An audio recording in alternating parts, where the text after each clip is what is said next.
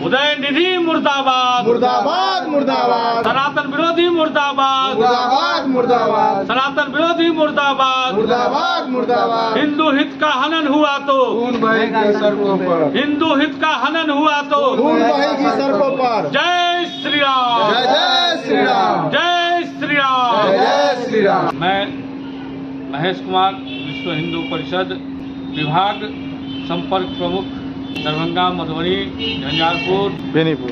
मैं विश्व हिंदू परिषद, राष्ट्रीय स्वयंसेवक संघ, बजरंग दल और तमाम सनातनी हिंदू भाइयों का संगठन तमाम हिंदू भाइयों से आग्रह करूंगा, आगामी रविवार 17/9/2023 संध्या 4 बजे मैं तमाम हिंदू भाइयों से आह्वान करूंगा वो लोग स्टेशन चौक पर आवे और इस पापी उदय का पुतला दहन का कार्यक्रम करें और जल्द से जल्द ज़्यादा से ज़्यादा संख्या हो ताकि इनको लगे कि अब हिंदू सनातन जाग चुका है।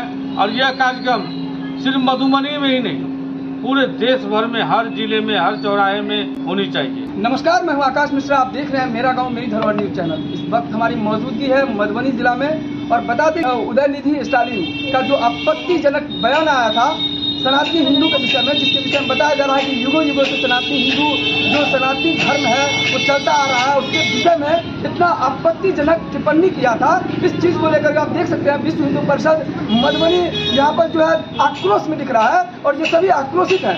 उदयनिधि स्टालिन का पुत्र और इसमें कोई शक नहीं क्रिश्चियन है और क्रिश्चियनिटी हर समय सनातन का विरोध करता आया है। ये जो कीड़ा इसका बुलबुला रहा है ये सनातन धर्म के खिलाफ में अपना बयान देने के लिए छटपटा रहा है कि हम क्या बोलें न बोलें। सनातन जो युग युगांतर से है, जिसकी कोई आज तक बता नहीं सकता कि वो कब उदय हुआ। ये पिछले 400-500 वर्षों से, 600 वर्षों से कुछ लोगों का, कुछ धर्म का उद्भव हुआ है और वो अपने आप को यह जताना चाहता है कि हम सनातन को समाप्त कर दें। तो सनातन कभी समाप्त नहीं होने वाली है। जो भी इल्जाम उनको लगाना है, डेंगू मलेरिया, जो कि वो खुद है DMK, सीधी सी बात है, डेंगू मलेरिया और कालाजार कुष्ठ जो कहिए उसको, जो भी कहिए वो ठीक है। हमारे सनातन धर्म पर इस तरह का जो आघात करता है तो उसको मैं साफ साफ शब्दों में कह देना चाहता हूँ कि आप अपने बातों को वापस लें, अन्यथा ऐसा न हो कि इस देश में आपको कोई बहुत बड़ी समस्या का सामना करे। कि इतनी हिम्मत कैसे हुई कि वो टिप्पणी कर दी है। अभी उनके पिताजी मुख्यमंत्री हैं तमिलनाडु के, DMK प्रमुख है। मैं तो समझता हूँ DMK का फुल फॉर्म है डेंगू मलेरिया और कालाजार या कुछ रोग बोल सकते हैं आप। NSA उन पे लगाए ना, उन पे लगाया, उनके बाप का हिम्मत है कि उन पे NSA लगाया। सोशल मीडिया के माध्यम से बताया जा रहा था कि मनीष कश्यप की मां जो है राष्ट्रपति को भी गुहार लगाया है कि इस तरह का NSA उस पर क्यों नहीं लगा। बिल्कुल, आप एक पत्रकार जो देश की समस्याओं पे, भ्रष्टाचार पे आवाज उठा रहे उस पर आप NSA लगा देते हैं। ऐसे लोगों पे NSA लगना चाहिए और उनको देशद्रोह का एक्ट लगना चाहिए उस पर। वैसे तो इंडिया सेकुलर कंट्री है लेकिन सबसे प्रमुख धर्म आज हिंदू ही यहाँ बहुसंख्यक है, इसीलिए वो ऐसा बोल पाते हैं क्योंकि सभी को आपस में समाहित करने का धर्म हिंदू धर्म है। हिम्मत कैसे होती है इन लोगों के लिए। कानून सरकार को पास करना चाहिए कि हिंदू धर्म के खिलाफ जो भी टिप्पणी करेगा उस पर बहुत कड़ी से कड़ी सजा दी जाएगी। क्या कहना चाहिए? जी बिल्कुल, मैं भाई आयुष का पूर्ण समर्थन करता हूँ।